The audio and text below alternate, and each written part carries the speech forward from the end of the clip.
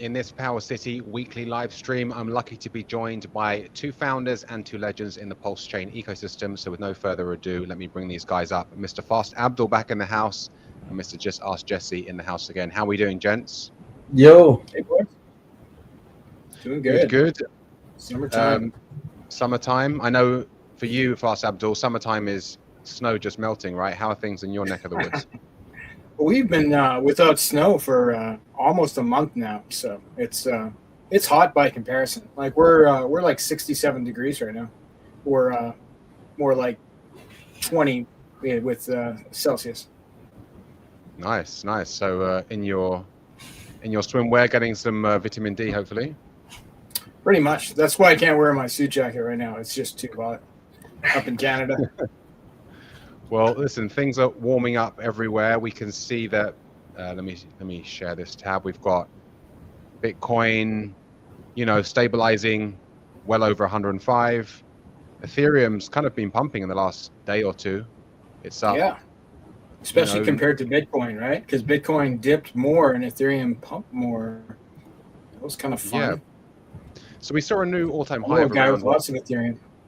111,000 for Bitcoin, and then we've had a bit of a pullback. But now Ethereum's pumping. What are your thoughts on that? How are you feeling about that, Fast Abdul? What does that indicate to you? Well, I think it indicates the SAC wallet with 166,000 Ethereum in it is worth a lot more than it was 2 weeks ago. So I'll take it. That's true.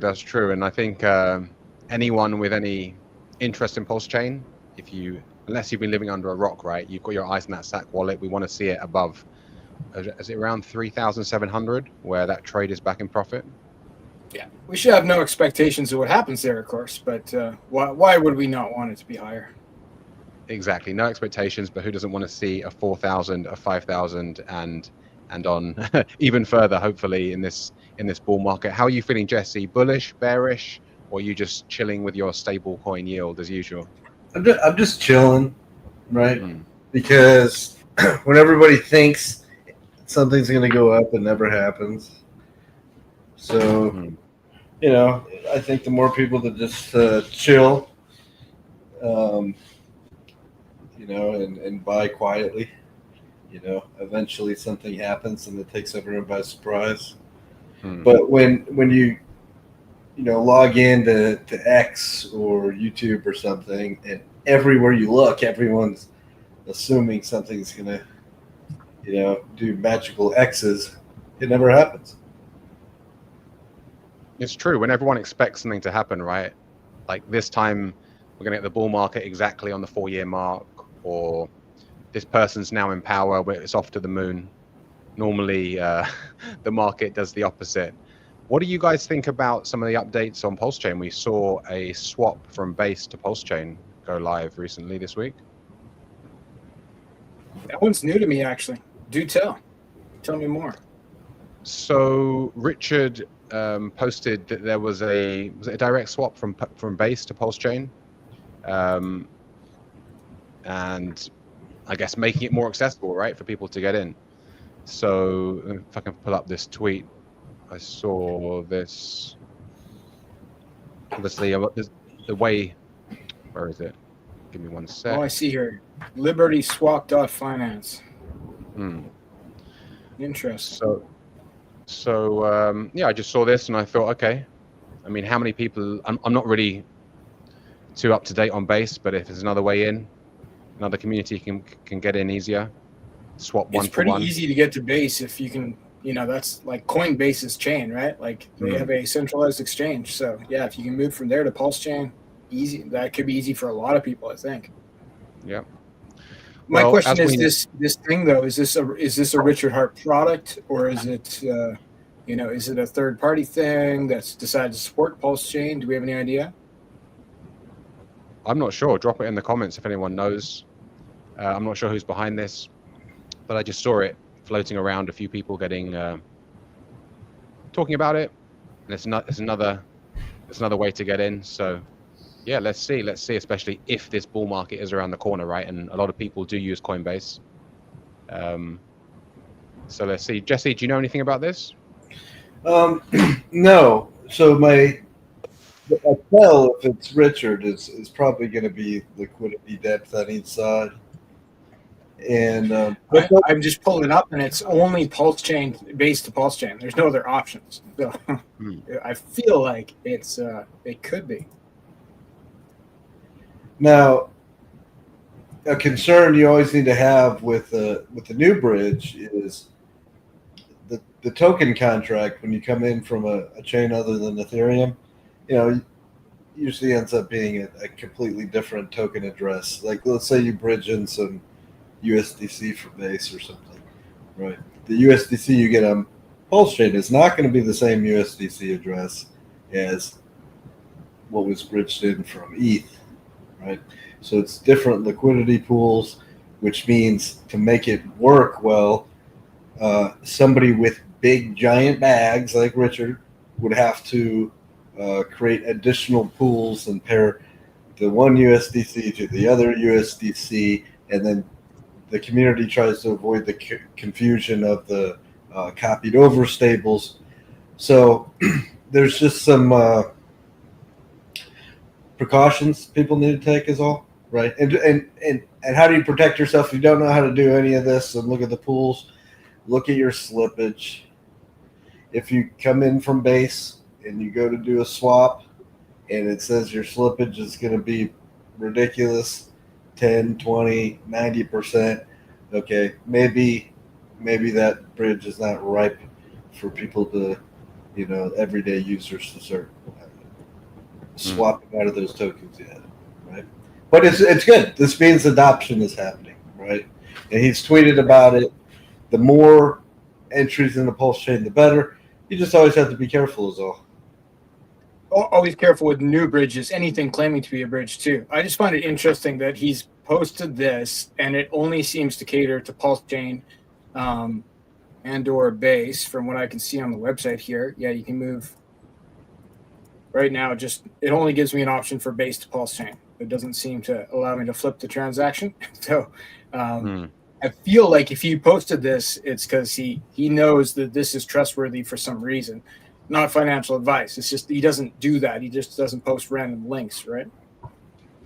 He's never done that, right? He's always, if anything, even when people build good stuff, right, on Pulse Chain, he won't mention that. So it's pretty hard to get a shout out from Richard. Yeah, it really is. So more adoption, but as Jesse said, like anything in crypto or DeFi, whether you're interacting with any protocol, any bridge, do your research first and see how it works. But more adoption. But anyway, whether they're, whatever's going on, we're always building. PowerCity's building. Fast Abdul, you don't sleep, you don't stop. Last week we were talking about the S-Print contract going live. How's that been going so far? Good. Yeah, it's the S-Print contract is live. It started to buy and burn S-Print, which permanently locks print in the protocol. It's not huge bucks right now, right? Because it's just getting started, but it's it's in the hundreds of dollars worth of print, and hopefully we'll break the 1,000 mark soon. Every time somebody does a transaction now on the ink printer protocol, a portion of that, a portion of the ink dollars and the ink get used to buy and burn S-Print. All right. So I think over time it's going to become the biggest holder of the print token. And it will just keep buying itself. That's all it's going to do, and it will never stop. Nice. So as we talked about last week, you've got a few options. Obviously, with your print tokens, you can stake them in the ink printer protocol, right? Or you can take them to FUX, stake them, provide liquidity, and then stake over on 2FUX, right? Yeah, that's right. So with the S-Print token, it's like a liquid staking token for the print token. So you insert your print, which you can do right on inkprinter.com. You would receive S-Print in return, and you can swap back one-to-one at any time. There's no charge to swap back and forth aside from the tiny gas fee. Then you have this liquid staking token that you can go into the pool that's 80% S-Print and 20% print. And that pool is paying about 45% right now.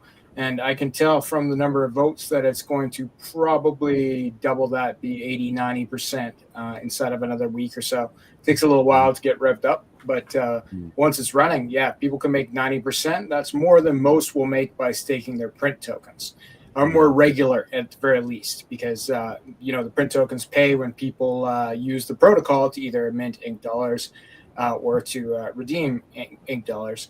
So if it's a slow week, this is going to pay, and maybe nobody's minting ink dollars that week, so the staking the print token may not pay that week. So it's just another option for people, but it's an option that will help the protocol because it is buying effectively print tokens off the market and locking them forever. They will never be sold. So I think that the benefit long term is going to be huge. Short term, it's just providing different options for people to stay liquid and do interesting things, and actually support a protocol without it really costing anything out of their pocket. And like we talked about, obviously more options is better, but also for people, it will make yield at some point, right, even better. If more people leave to go over and choose the S print function, people that do stay in the print pool, obviously there's going to be more yield for them, right? Because there'll be less people in the pool. Actually, that's not correct, and usually that's the case in most farming apparatuses. It's like it's a dilution-based thing. So, but in this case, they're both feeding off of staked print. So when you take a print token, you turn it into S print. That print token is permanently staked in the protocol. You've given up your protocol fees for staking print in ink dollars and ink in return for being able to do zero and permanent loss farming, which at the moment is likely paying more and will likely continue to pay more for a little while anyway. It could go up and down, back and forth, but that print is still staked in the protocol, so it doesn't take pressure off of the print staking in that respect. What it does do is affect the price of the print token, because the S print uses those fees that it generates to buy and burn more S print, which permanently locks that inside the protocol, so it can never be sold. So it makes the print token more rare, and every time it does that, it becomes bigger, and then it gets more next time. It gets more next time. It gets a larger percentage of every dollar minted and every dollar redeemed. So it's a little different than just the regular diluted pool with more money thing, but it is a different way to look at things, and it does give you a different option to get paid in different tokens that will have other utility as well. Well, I mean, that's the holy grail, right, of crypto. You've got a crypto that has utility and is getting rarer over time. That was the plan, yeah. So basically, it's like people make tax tokens all the time, right? Like, if you sell it, it buys this. If you hold it, it rewards you in this. But they always tend to wind down. Now, they've done very well on Pulse Chain, I think, because of the community and because of the low fees. But this is kind of like that, except for it has an engine, and the engine is the ink printer protocol. So, and the source of funds is coming from another protocol right now, from Flux and 2Flux, right? So you have two engines running S-Print, incentivizing people to make it, to farm with it, and then it will buy itself and make the price go up, right? That's my goal, not financial advice, but I think it's going to work. Nice, man. Well, as we always talk about, markets go up, markets go down, but obviously the builders keep adding value, such as us at POWERCITY and you, Fast Abdul. And every time I turn around, you've got something else up your sleeve. Last week we were talking about stablecoins, native stablecoins. Jesse, what is your take on the stablecoin lay of the land on Pulse Chain? Obviously, we have Flex, we have Earn, Ink Printer, and Liquid Loans. Well, there's some legislation coming out to effectively put some controls on stablecoins. What people need to understand is those stablecoins that they're talking about are centrally issued stablecoins, such as USDC and USDT, for example, right, that are backed by fiat. And what the government's concerned about is that these institutions can make whole, the customers who choose to sell or redeem those stables back for fiat, right? They don't want these institutions gambling with everyone's money. They don't really want these institutions promising big yields just for holding a stable, because the only way that they can give a yield to people is if they're gambling with some of that money, right? So there's some controls that are being put in place on those centrally issued stables. Now, the native stables, if we want to continue calling them stables, which we don't have to, by the way, there is no central governance, right? There is no central issuer, and each individual person who mints them is simply locking up one token and minting another token. Okay, the stability of those, the reason why the community likes to put them back at $1 is simply because they can click a button and they can get $1 worth of something somewhere else, right? But the community pegs them to $1. They don't follow quite the same mechanisms as the centralized stablecoins. They're also impossible to shut down, right? There's no amount of legislation in the world that could prevent somebody from running the code to mint PXDC or Ink Dollar or FlexDC or USDL, right? It's HexDC, not FlexDC, by the way. You know, that code is forever immortalized on the chain. Anybody can come in, put up one token, mint another token, go about their business. And so far, the community is buying the value of those back to $1. And there's nothing that can ever be done to shut those down. Right. So people need to understand the intent of what the legislation's for, and then also understand the value of these native tokens we've created. You know, if you believe in the core principles of not your keys, not your coins, nobody is in control except yourself. You know, these are the things that are worth $1 that you would want to be in, as opposed to things like USDC or even DAI or USDT. So nobody's gambling with your money, like you said. Like, it's not a centralized entity that's holding your funds. They're locked in a smart contract that, like, only the person who has the rights to that vault, or the wallet that has the rights to that vault, can access, which is the user that created the vault, right? It's not nothing about the founders. There's no DAO where people can vote to do anything with your funds. Your funds are just there for you to use. It's you and the blockchain, no middleman, right? Yep. Oh, another thing about that legislation, I talked about, they're trying to curb these institutions from paying a yield for holding the stable coins. There's no yield for holding any of these stable coins, you know, that are on Pulse Chain. You can hold those all day long, and you're not going to get anything.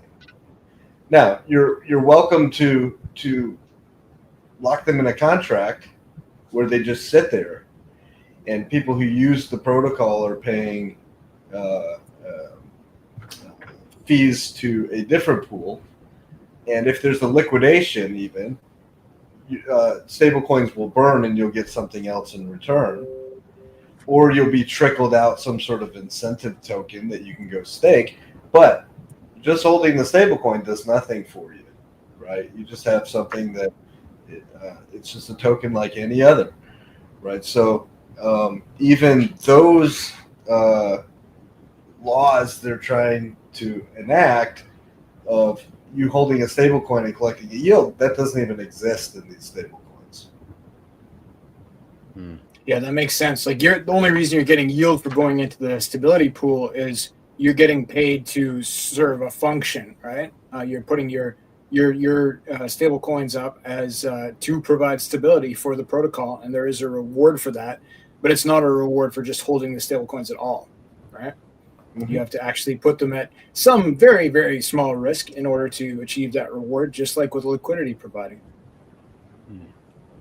I think it's obviously crypto is still early, DeFi is still early, right? And people hear stable coins and they put it all under one umbrella, but obviously all stable coins aren't created equal. And the government's definitely going to try to control what it can. But like you said, USDC, DAI, USDT, and things like this are not completely different. The mechanism is different. The way they're backed is different. And like you said, Fast Abdul, when you create a vault in any of these protocols, Flex, Earn, Ink, Liquid Loans, you have the keys to that vault, and that's it. No one else can touch that. No one else can. No one else has got control of that, or is using that to try and generate yield elsewhere. So that's the big difference here. I think it's night and day. Yep, immutable code. It's cool. So with the just going back quickly to the S-print. So what I know some people get a bit confused with FUX and then taking it over to 2FUX. On FUX, you're going to provide liquidity with that, right? And then take it over to 2FUX and stake that. Is that correct? Yeah, so FUX is the exchange. It's a fork balancer V2, right? And that's where you add liquidity, and then you'll get an LP token. Now you'll have an option to stake that LP token on Fux.io, which is fine if you want to do that. But typically you get paid more if you stake the same LP token on 2Fux.io, which is built on top of the FUX exchange to provide people with more yield, essentially. Seems to be working. Good stuff. And you said there's around 45% at the moment, but you can see the votes, and that takes a little bit of time, but you're talking about maybe double that at some point, right? Let me double check. I can pull the live numbers, but yeah, it is the pool with the third most votes of all pools on the FUX exchange. Yeah, it's reading 45% right now, but yeah, the future prediction is 182%. 182%. Based on the amount of votes. I can actually share that screen here, Matt, if you like. Yeah, sure. Let's have a look at that. I got some numbers.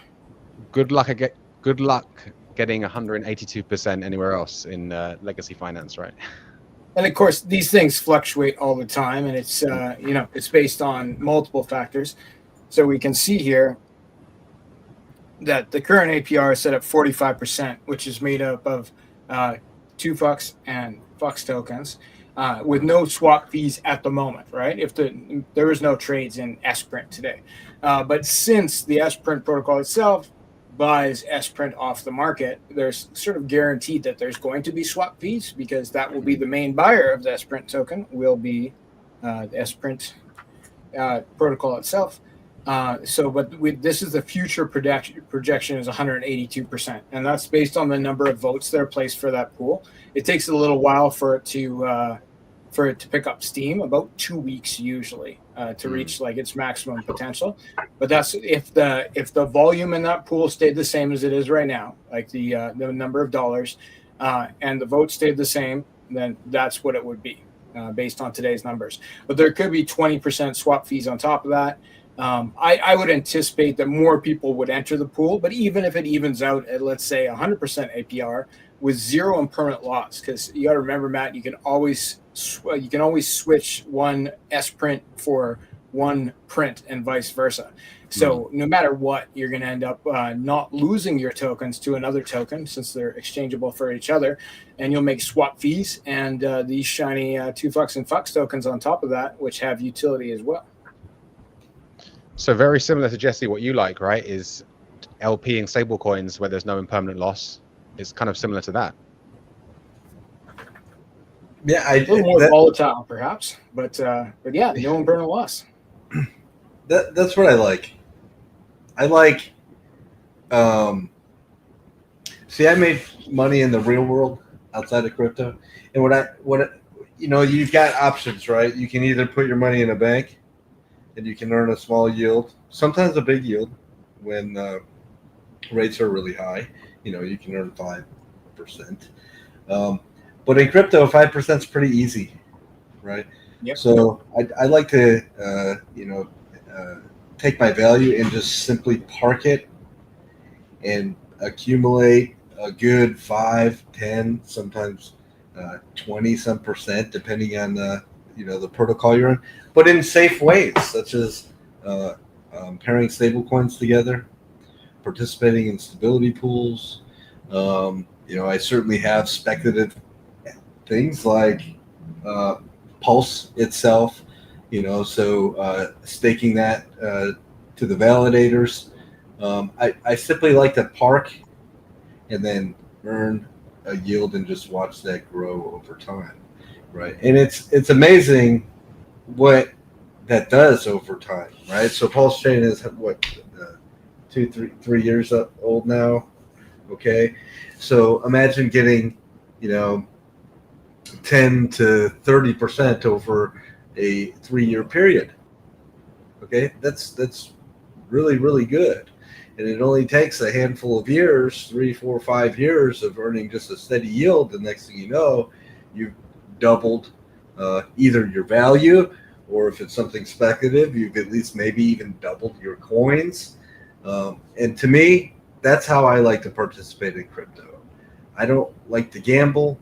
I don't like to buy the new shiny objects that tend to go down a lot. I simply like to participate in the ecosystems of liquidity providing in different ways. Slow and steady. Well, it's weird, isn't it, in life? Because you hear that, especially as a kid, right? When you're impatient, you hear like, no, it's step by step and slow and steady, and it actually is the way in most things, right? You gotta be patient, and you gotta take it bit by bit. And I mean, never financial advice. We've talked about this before, and you've talked about this too, Jesse. Like, if you want to have a moonshot or you want to do some memes, why not allocate 5 or 10% or whatever your risk tolerance is? But to have, I think, some sort of balance where you're doing some staking, some stability be providing, some LPing. Maybe you're just part of your bag is hodling because you don't want to trade. You want to wait for that to go up and sell, and you have a balanced portfolio rather than, I think a lot of people, including myself, when I got into crypto, was like, oh, I'll put in $1,000 and hopefully I'll hold and wait for the 1,000x. And maybe, but most likely not, right? Imagine this too, if you are one that likes to speculate a little bit, if you're participating in things like a stability pool or a liquidity pool or some sort of staking somewhere, what's riskier, right? To take, here's your bag, right?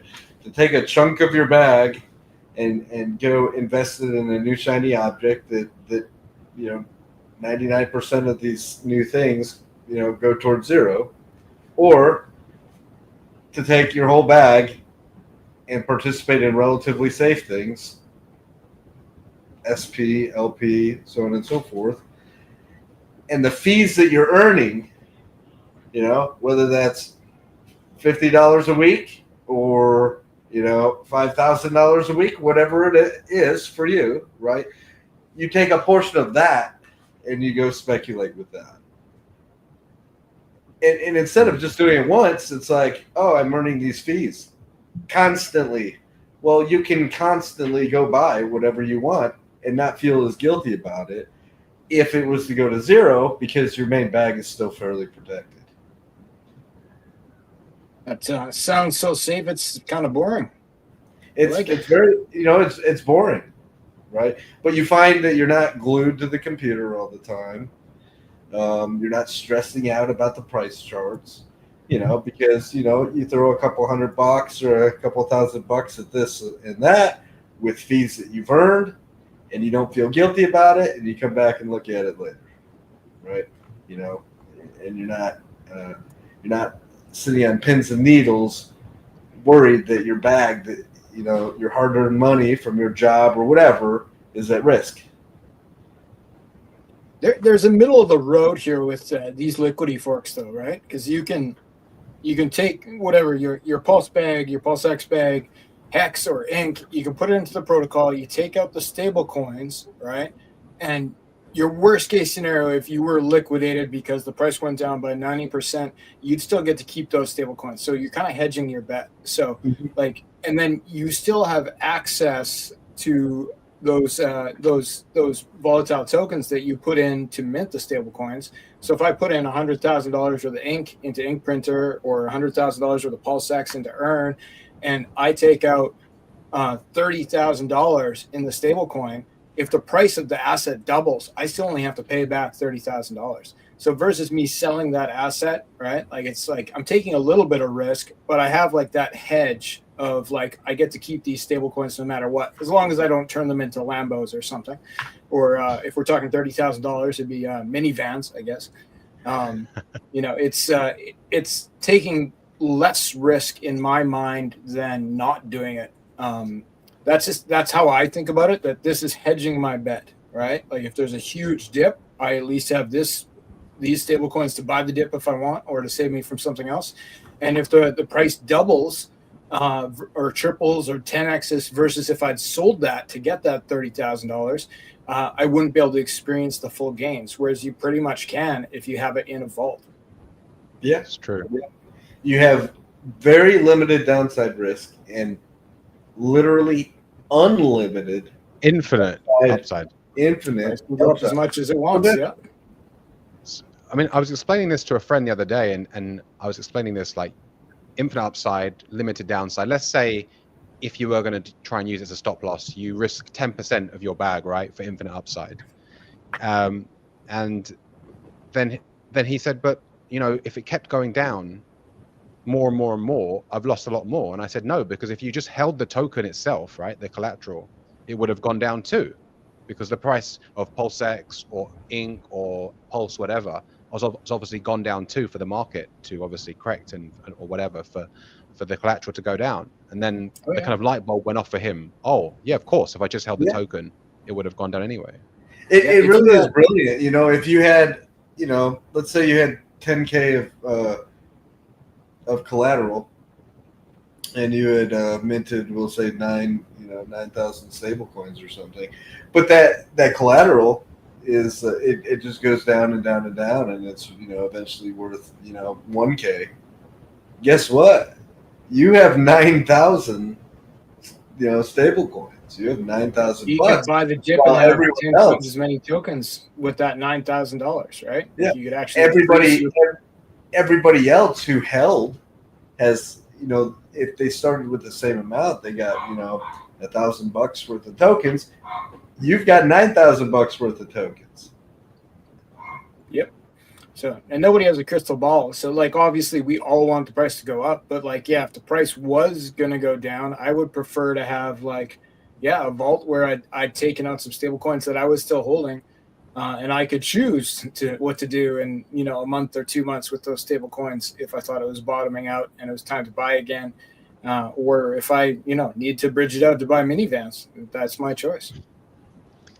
Well, Jesse, like you just said, with the $9,000 going down to $1,000 example, and you've elucidated on this before, but you could buy back your same position, or even more than you had from the get go, right? And have way more. So let's say you just 9 times more. 9 times more, or maybe you could buy back your initial position and still have 8K, right, to go and buy minivans or go to Vegas and party, whatever you want to do. And while everyone else is hooting and hollering and hoping that their $1,000 worth goes back up to $9,000 worth, you're now hoping that your $9,000 worth, because you bought in, right, goes up to $81,000. $81,000, yeah. Right? So you just sit back and you watch the community say, oh, it's going to, you know, a whale's going to come in and buy the price back up. We need ETH to go up to 4,000. And look at all these famous people coming in the Pulse. And you have 9 times more of your position than you had before. And you're like, holy crap, I sure hope that it goes up, you know, back to where it was before. So it really is like a brilliant stop loss. And if the price does opposite, if the price does go up, you just keep minting more stable coins and keep minting more, because eventually it's not going to keep going up and it will go down. But then the same thing we just talked about. But yeah, you could write out full cycles with that plan, right? If you did it right and you waited, like, you know, 2 years on, 4 years off, you can make a lot of yield in the meantime. I mean, when you let that concept land, like, oh, I'm risking 10% for infinite upside, and not only that, you can do this on every single blue chip on Pulse Chain now, right? So, Inc, Pulse, PulseX, Hex, you don't have to sell. Yeah, when it really lands and you understand it, because I think a lot of the time it goes over people's heads, but yeah, of course, you can market sell, you can liquidity provide and sell through impermanent loss, but you don't have to do that at all. You can just mint yourself some PXDC, some INCD, some HEXDC, some USDL, and then take that and do whatever you want with it. Oh yeah. Not financial advice. Talking about things changing in the pulse chain ecosystem, what are your thoughts on, since Richard has beaten the SEC, do you find that the narrative is changing? Do you find more people being more pulse chain friendly? I think I do. Influencers, other big influencers, apart from you, Matt, seem to be addressing him with a bit more respect now. We've seen Crypto Banter and a couple other, guys I don't really follow, but I'm aware of, who are like, "Oh, Richard beat the SEC," right? Like they're recognizing it, they're acknowledging it, and in the case of Crypto Banter, they're offering like, "Hey, maybe you want to come on the show." So I think that's going to change, the landscape quite a bit. But the big thing that I see is like we see Richard moving and shaking, right? Like even before he beat the SEC, he launched Pump.tires. Now we got this new Liberty Finance thing with the bridging a USDC from base, maybe. I haven't checked that out, so don't know exactly what that does, but that's what it looks like to me.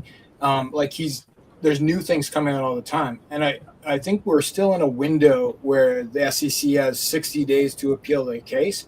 I think when that window closes, which I believe is either the end of next month or early in July, July 4th would be a good day.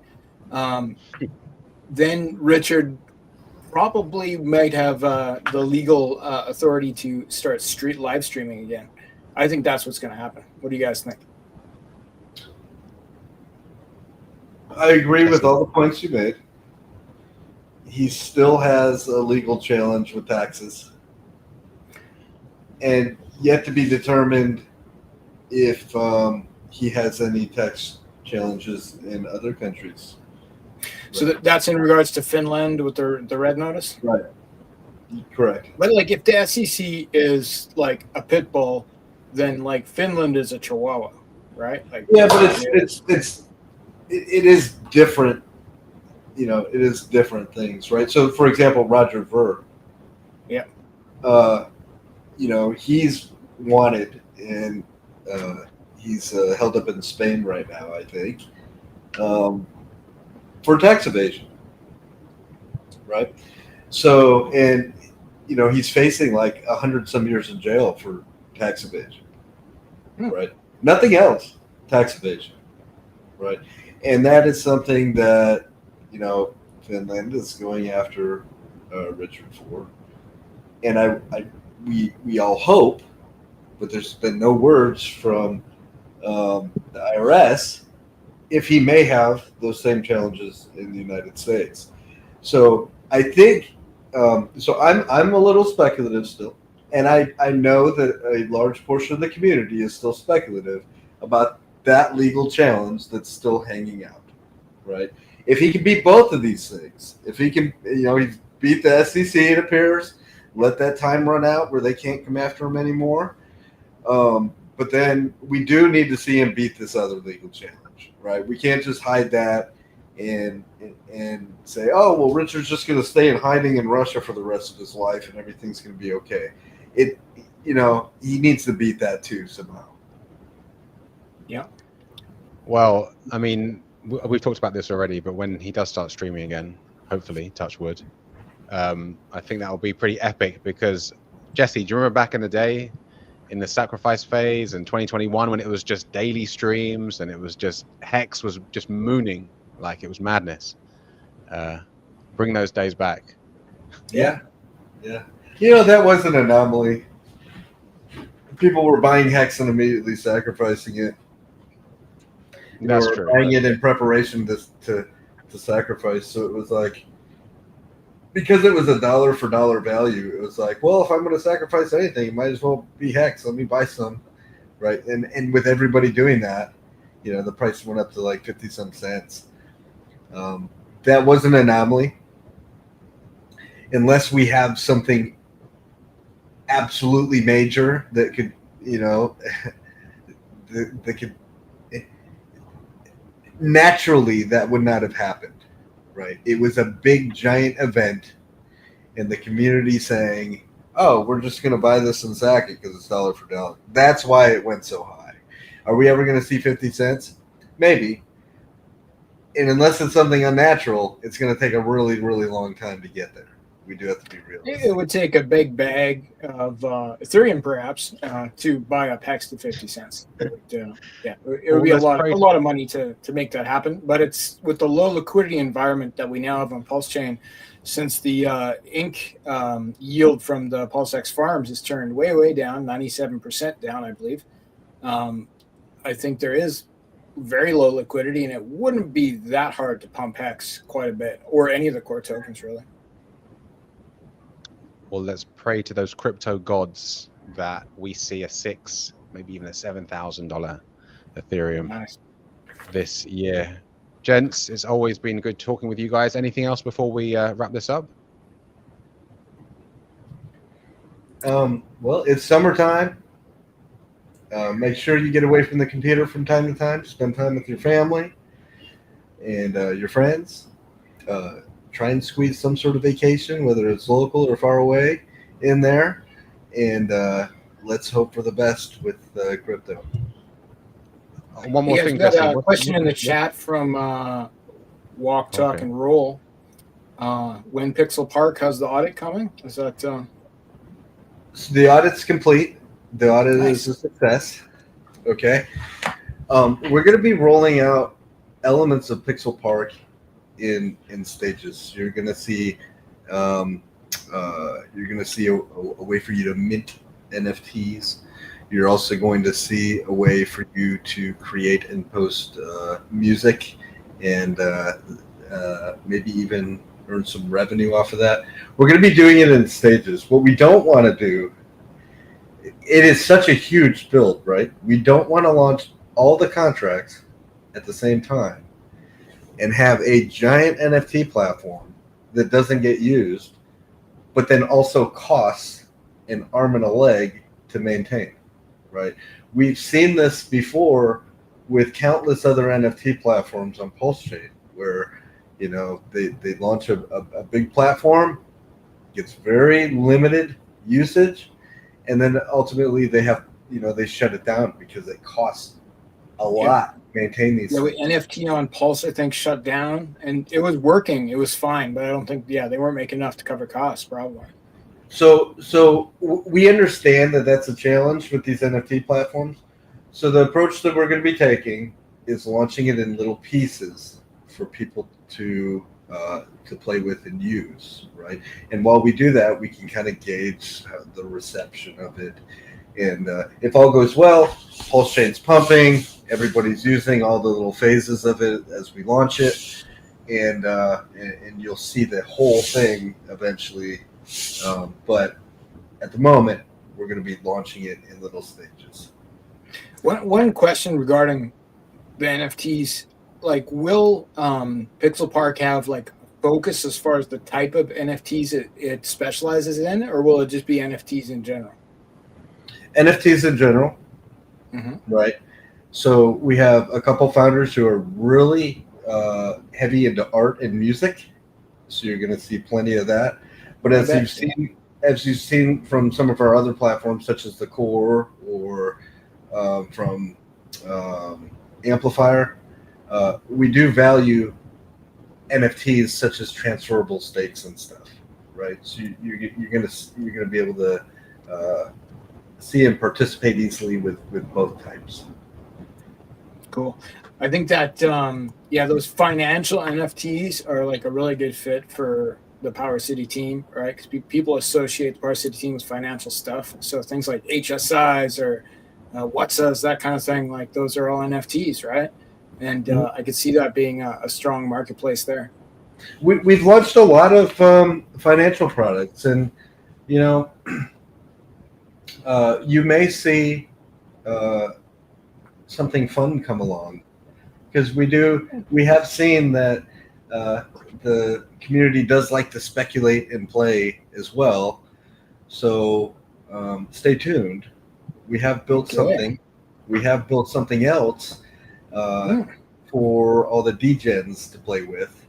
And Nice. no financial advice. I'm not saying dive in or that the price is going to do this or that, but we did decide to go ahead and launch something that is highly speculative for people to play with.